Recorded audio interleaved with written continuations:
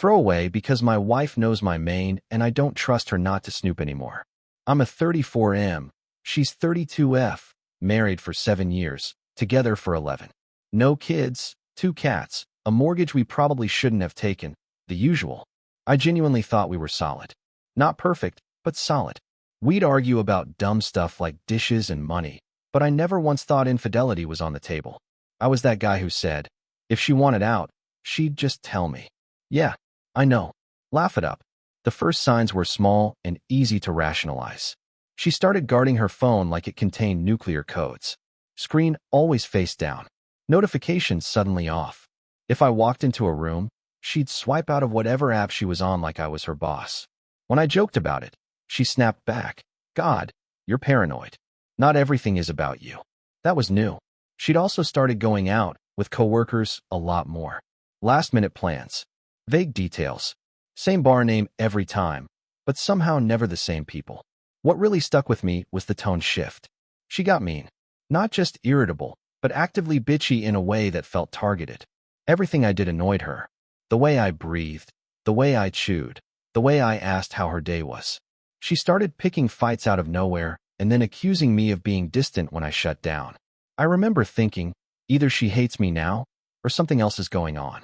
Turns out I should have trusted that instinct a lot sooner. I tried to ignore the gut feeling because honestly, I didn't want my life to implode. But the lies started getting sloppy, like she couldn't keep track anymore. One night she told me she was staying late at work for a team deadline. I texted her around 9 asking if she wanted me to heat leftovers. No response. At 10:30, still nothing.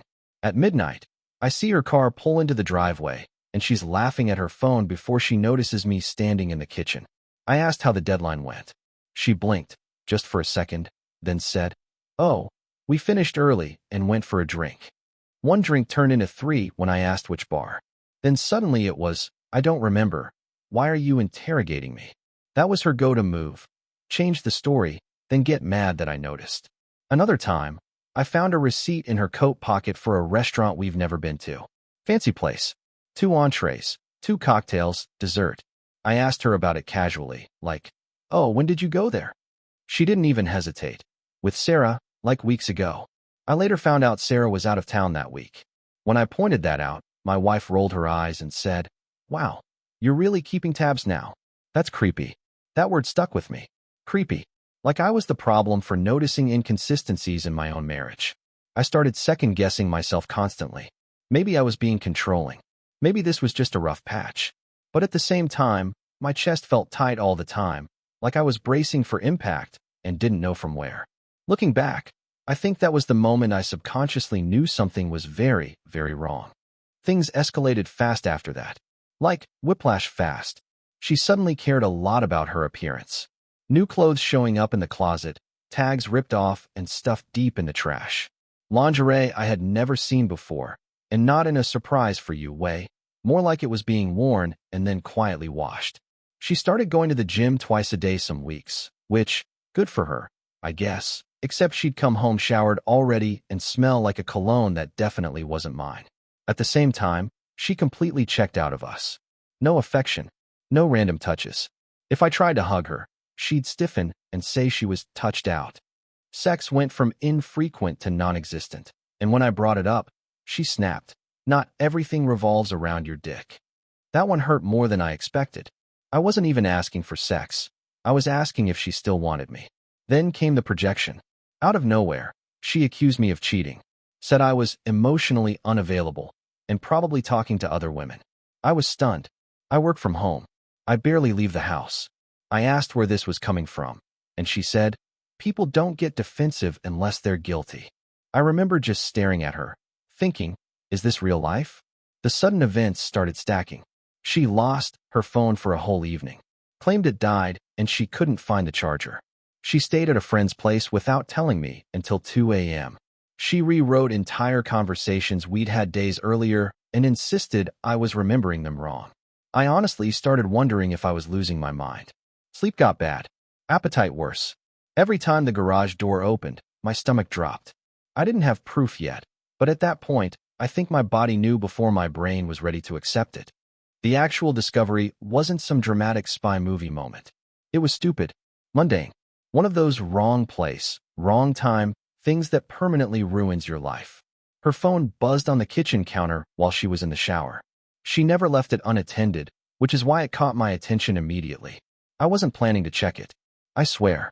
But the notification preview lit up the screen, and I saw a name I didn't recognize followed by a heart emoji. The message preview read, "I still smell you on me." My hand started shaking so badly I had to sit down. I told myself there had to be some explanation. Maybe a joke. Maybe a weird coworker. Maybe literally anything else. Then the phone buzzed again. Another message. Same name. "Last night was insane. When can I see you again?" That was it. No password needed. She'd changed it recently, but Face ID worked because I guess she hadn't bothered turning it off. I opened the thread, and my stomach dropped straight through the floor. Months. Not weeks. Months of messages. Explicit, but not even romantic. Just crude, smug, careless. Inside jokes. Plans. Complaints about me. Screenshots of our arguments sent to him with captions like, "He's such a child." Then the shower turned off. I barely had time to put the phone back before she walked into the kitchen, towel on her head, acting completely normal. I don't even remember what she said. I remember my ears ringing and my heart pounding so hard it hurt. She asked why I looked pale. I said I wasn't feeling well. She rolled her eyes and told me to drink some water. I sat there for another 10 minutes pretending to scroll on my own phone while my entire understanding of my marriage collapsed in real time. I didn't confront her yet. I don't know why. Shock, I guess. Or fear. Or maybe I just needed one more second where she didn't know that I knew. I didn't sleep that night. She did. Peacefully. Curled up on her side of the bed like nothing in the world was wrong, while I stared at the ceiling replaying those messages on a loop. Every time she shifted or sighed in her sleep, my chest tightened. I kept thinking, how long has she been lying next to me like this?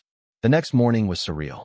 She made coffee, asked if I wanted eggs, kissed me on the cheek like it was muscle memory, not affection.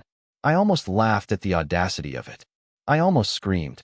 Instead, I nodded and said I wasn't hungry. She shrugged and went back to her phone, smiling at it. That smile. I used to think it was for me. I started digging, quietly. I checked phone records. Lots of calls to one number, mostly late at night. Usually when she said she was too tired to talk. I checked our bank account and found charges that lined up perfectly with her coworker nights. Hotels, Uber rides across town, restaurants that weren't even near her office. The timeline snapped into place in the worst way possible, like a puzzle I never wanted to finish. Then came another sudden hit. That same afternoon, she told me she was going out of town for a work conference for 2 nights. Normally, I wouldn't have blinked. This time, my hands went cold. I nodded, said okay, and watched her pack lingerie she never wore with me. When she left, she forgot her iPad. I know I shouldn't have opened it. I know. But at that point, the trust was already a corpse. The messages were synced. Same guy. More plans. Same bitchy tone about me. One message read, "He's so oblivious, it's almost sad." I think that's the moment something in me broke. Not loudly, not dramatically, just a quiet internal snap. By the time she got home 2 days later, I wasn't even angry anymore. I was numb, and that scared me more than the rage ever could have. I confronted her that night. No big speech. No yelling. I just said her name and told her we needed to talk. She sighed like I'd asked her to do a chore and sat on the couch with her arms crossed, already defensive. I asked her, point blank, if she was cheating on me. She laughed. Actually laughed. Said, "Oh my God, are you serious?" Then came the classic moves in rapid succession. Denial, minimization, blame. She told me I was paranoid. Said I was insecure. Said I'd been distant for months, and she didn't feel emotionally safe with me. When I mentioned the messages, her face changed for half a second, just enough. Then she snapped. "So you went through my phone?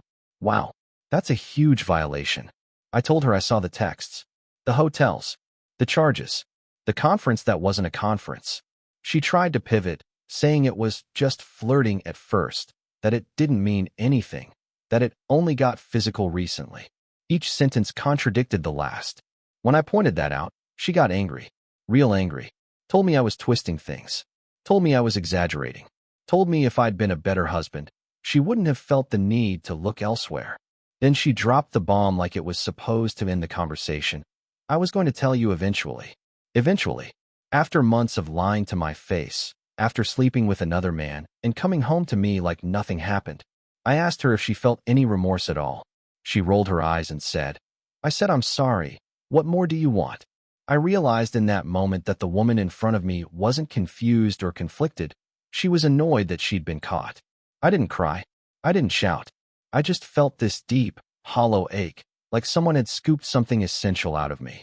She went to bed that night angry at me, slammed the door, and left me sitting on the couch in a house that suddenly didn't feel like mine anymore. The anger didn't hit right away. At first, it was just this buzzing emptiness. I went to work the next day like a robot. Answered emails, sat in meetings, smiled at jokes I didn't hear. Then, sometime around lunch, it slammed into me all at once. I had to lock myself in the bathroom because my hands wouldn't stop shaking. I kept replaying the confrontation in my head, but now the details hurt more. The way she'd crossed her arms, the eye rolls, the complete lack of guilt. I realized she hadn't cried once. Not for me, not for us, not even for getting caught. That realization flipped a switch from sadness to pure, white-hot rage. I drove home early and found her there, working on her laptop like nothing happened. I asked if she'd told him yet, the guy she'd been fucking behind my back, that it was over. She snapped, "Why is that any of your business?" That was the moment I lost it. I yelled. I slammed my hand on the counter. I demanded to know how long she planned to keep lying. She told me to calm down and accused me of being emotionally abusive because I was raising my voice. Sudden event number whatever, she packed a bag. Right there. Told me she needed space because my reaction was scaring her. The audacity was unreal. She walked out with an overnight bag, called him in the driveway, I heard it, and drove off while I stood there like an idiot in my own kitchen. That night, the anger turned inward. I blamed myself, wondered what I missed, what I did wrong, what I could have done to stop this. Then I remembered the lies, the gaslighting, the months of contempt. And for the first time, a new thought crept in, quiet but powerful. This might not be my fault at all. After the rage burned itself out, all that was left was this heavy, suffocating sadness. The house was too quiet. No sarcastic comments from the couch. No passive-aggressive sighs from the kitchen. Just me and the cats, who kept looking at the door like she'd come back any second. That wrecked me more than I expected. I started crying at stupid times, folding laundry, brushing my teeth, standing in the cereal aisle because I instinctively reached for the kind she liked, and then remembered none of that mattered anymore. Sleep came in short, ugly bursts. I'd wake up at 3 a.m. with my heart racing, convinced I heard her key in the lock, only to remember she'd chosen someone else and left without looking back. She texted me the next day like we were co-workers coordinating a meeting.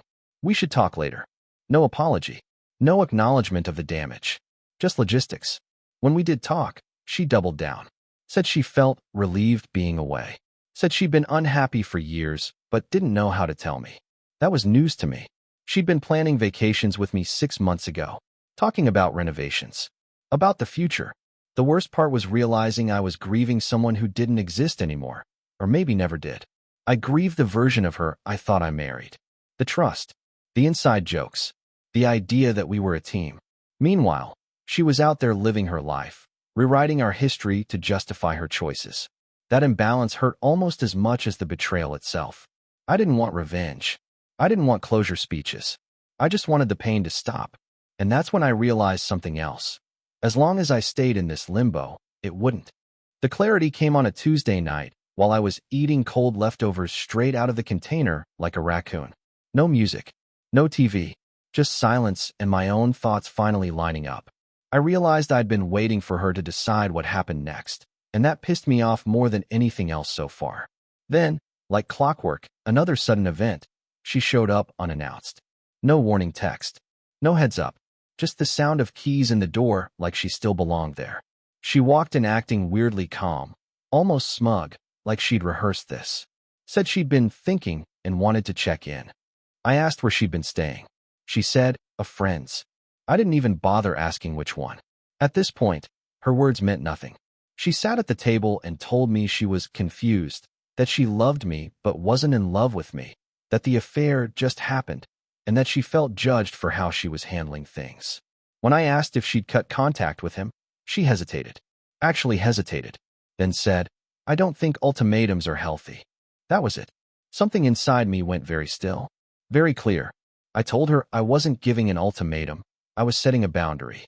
She rolled her eyes again and said I was being dramatic and making everything black and white. I remember thinking how funny it was that she'd had no problem making our marriage disposable. I told her I wanted a separation. The word hung in the air between us. She looked genuinely shocked, like she'd assumed I'd just keep absorbing the damage until she figured out what she wanted. She got angry fast, said I was throwing everything away, said I'd regret it, said I was proving I never really fought for us. But for the first time since this all started, I didn't feel like I was drowning. I felt like I'd finally put my feet on solid ground, even if I didn't know where it led yet. I thought deciding on separation would bring immediate relief, like flipping a switch. It didn't. What it brought was fallout, messy, loud, relentless fallout. She didn't accept it quietly.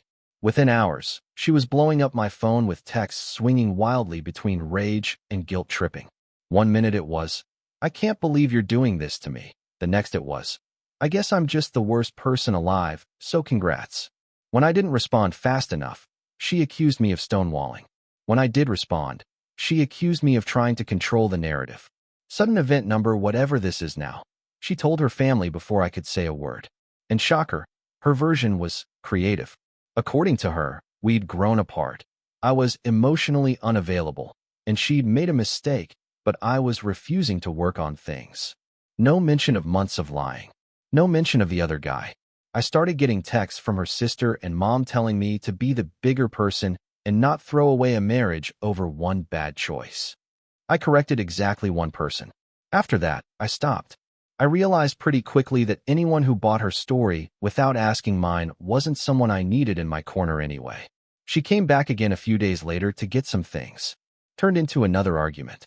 She cried this time, but it felt performative, like she'd finally realized actions have consequences and didn't like how they felt. She kept saying she never meant to hurt me, while simultaneously justifying everything she did. I remember thinking how wild it was that she could hold those two ideas in her head at the same time. After she left, I sat on the floor and laughed. Not because it was funny, because it was absurd.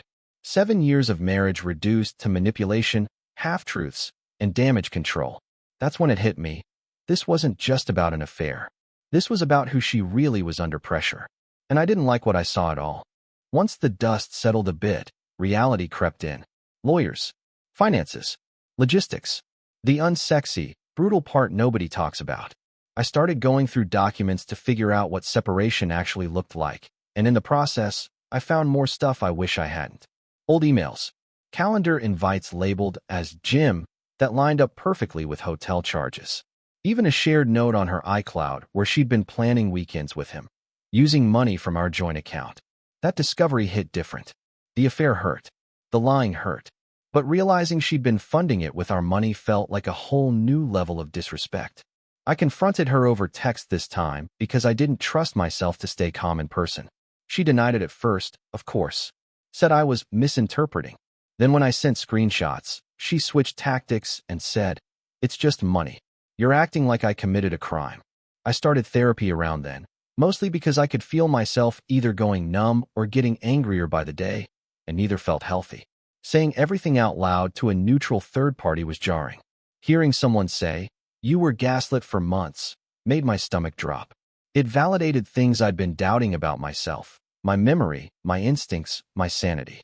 There were still sudden events, too. She tried to come back emotionally without actually changing anything.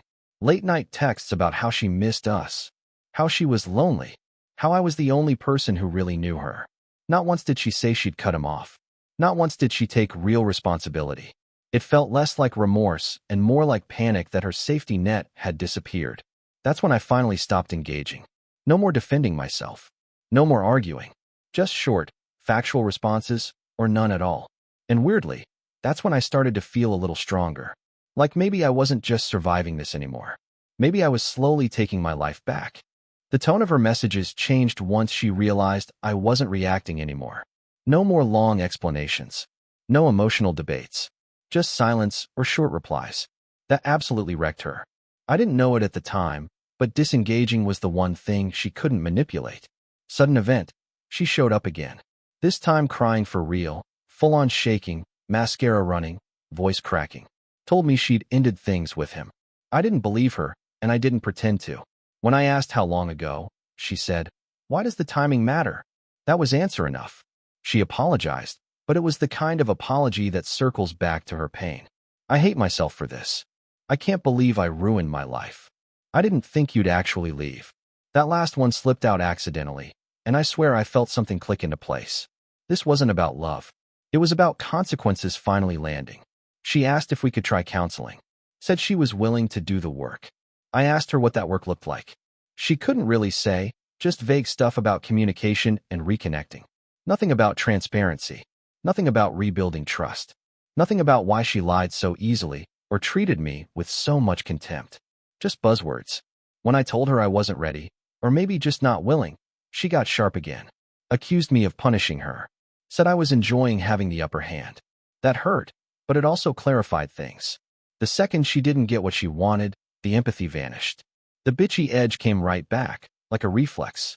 After she left, I didn't feel guilty. I felt sad, sure, but also relieved. I realized I wasn't dealing with a broken marriage anymore.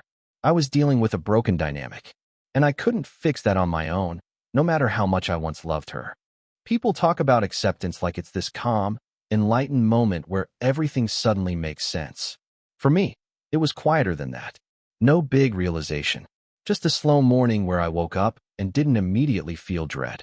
I noticed the silence in my head before I noticed the silence in the house. I stopped checking her socials. Stopped rereading old messages looking for clues I'd missed. I boxed up wedding photos without crying, which honestly scared me more than when I did cry. It felt like my brain finally caught up to what my gut had known for months. This version of her was not someone I could build a future with. Another sudden event, because apparently that's just how this chapter of my life works. I ran into one of her co-workers at the grocery store. We did the awkward small talk, and then she hesitated and said, "I'm sorry. I didn't know how to tell you." Turns out everyone knew. Not just about the affair, but about how she talked about me. Like I was a burden. A joke. Something temporary until something better came along. That one stung, but it also weirdly helped. It stripped away the last bit of denial. I wasn't crazy. I wasn't imagining things. I had been loyal to someone who had already emotionally left and decided I was the villain in her story long before she cheated. That night, I made the decision official in my head. No reconciliation. No more what-ifs. I emailed a lawyer. I changed passwords. I started planning a life that didn't include managing someone else's dishonesty. It wasn't empowering or exciting. It was just settled. And for the first time in a long time, settled felt like safety. Once the dust settled and the legal stuff started moving, I realized the hardest part wasn't paperwork or logistics. It was me. I had to relearn what it meant to trust, what it meant to feel safe in my own home, and even what it meant to like myself again. For months, I felt like a shadow of the person I used to be. Careful, suspicious, exhausted. But slowly, little things reminded me I still existed outside of her drama.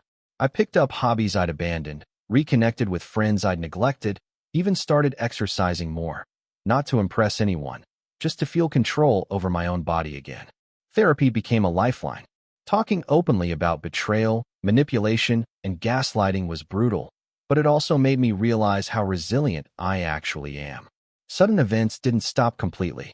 She still tried to stir the pot with texts about closure, or checking in, or even cryptic posts on social media. I didn't engage. Every time, it felt like reclaiming a little more of my mental space. I stopped letting her behavior dictate my emotions. It wasn't linear. Some days I was angry. Some days I cried. Some nights I just stared at the ceiling replaying everything. But over time, the intensity softened. The betrayal didn't vanish, but it became a story I could tell myself without being dragged into it emotionally. And that, finally, felt like freedom. I realized the lesson here isn't just about cheating or dishonesty. It's about boundaries, self-respect, and the courage to walk away when someone consistently shows you who they really are. You can love someone and still refuse to let them hurt you repeatedly. I started imagining a life where I wasn't constantly bracing for the next lie or excuse. And that mental picture? That's where I'm heading. Slowly but steadily. Looking back, I can honestly say this experience changed me in ways I never expected. At first, I felt like a victim, like my life had been hijacked, like my trust had been stolen. Then I went through anger, denial, and heartbreak. Now, I'm somewhere in between hurt and empowered. I've learned that betrayal isn't just about sex. It's about disregard, manipulation, and the casual cruelty of someone who doesn't value you the way you deserve. Here's what I've learned that I'd tell anyone in a similar situation. Trust your instincts. If something feels off, it probably is. Don't wait for proof to start taking your own feelings seriously. Document quietly, not to spy maliciously, but for your own clarity. When your reality is being gaslit, having receipts is sanity-saving. Boundaries are everything. Saying no to toxic behavior is not punishing anyone. It's survival. You don't owe explanations to anyone but yourself. Her family, friends, even mutual acquaintances, they're not living in your marriage. Your peace comes first. Healing is messy. Some days will be worse than others. Don't rush it. Therapy helps. Hobbies help. Time helps. Most importantly, I've learned that loving someone doesn't mean staying with someone who consistently disrespects and manipulates you. Walking away doesn't make you weak, it makes you wise. I don't know what the future holds romantically, and honestly, I'm okay with that. Right now, I'm rebuilding a life that's mine again. One where I can sleep at night without my heart in my throat. One where my home feels safe. One where I can trust myself. And eventually, someone else. To anyone out there reading this who suspects something similar, trust yourself, protect yourself, and don't settle for crumbs of affection from someone who serves betrayal as a main course. You deserve better. Always.